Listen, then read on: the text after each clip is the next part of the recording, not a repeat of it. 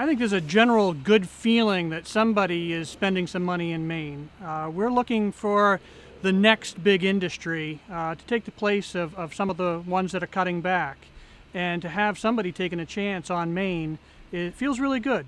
Everybody's for it until a proposal is made for a project somewhere in the vicinity of where they are. And that's why the Maine wind law, I think properly, directs substantial real dollar benefits into the communities that are the hosts to these projects. And the requirement is that they must provide a minimum of $4,000 per turbine per year for 20 years of the project.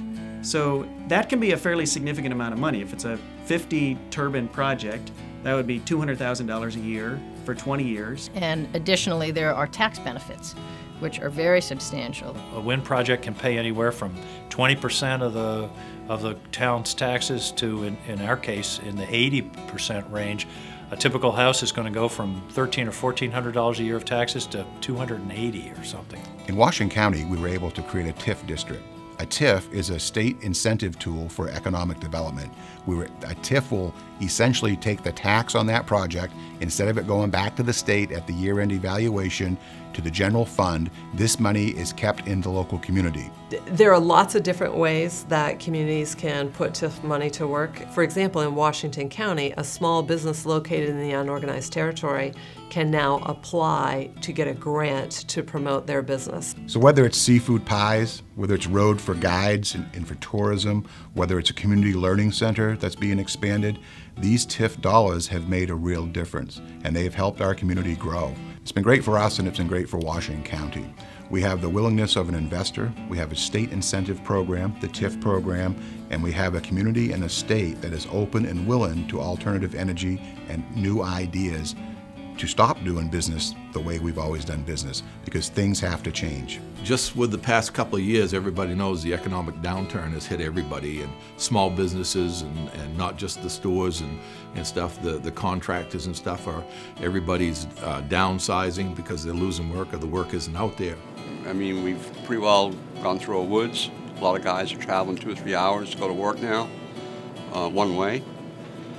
And we've become a bedroom community. There's no industry here. And the windmills, from what I can see, are clean.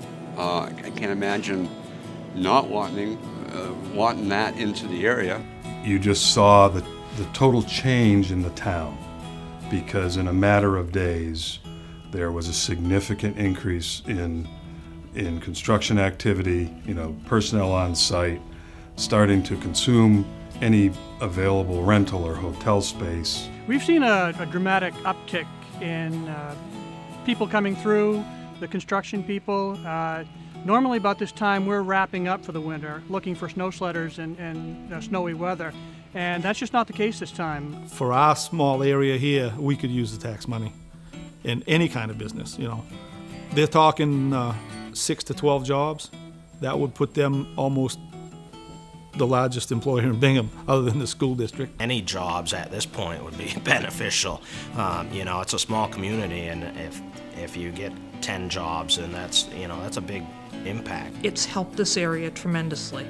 This tends to be a low-income area, and during the 3 years that all the crews have been here, I know that many of the businesses have found themselves doing well for the last couple of years. The pharmacy, the auto parts stores, the banks, the little gas stations here in town and whatnot, it would benefit everyone.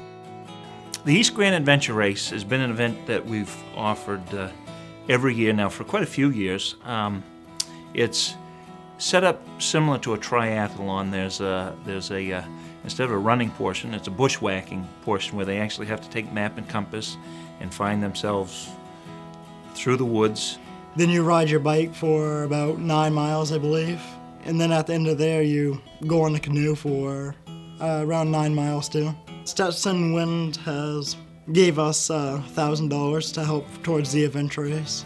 And they let us go through their property, and they also gave us money again for our outdoor ed program to be able to do more trips and get more equipment.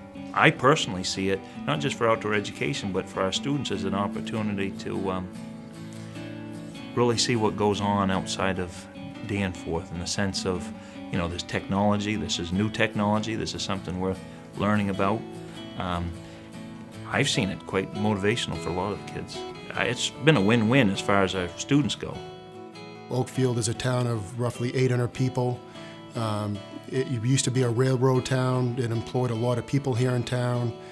Since that time, there's not been a business that's come in to replace that type of industry. But the wind farm specifically will bring in, you know, roughly $500,000 to $600,000 per year over the next 20 years.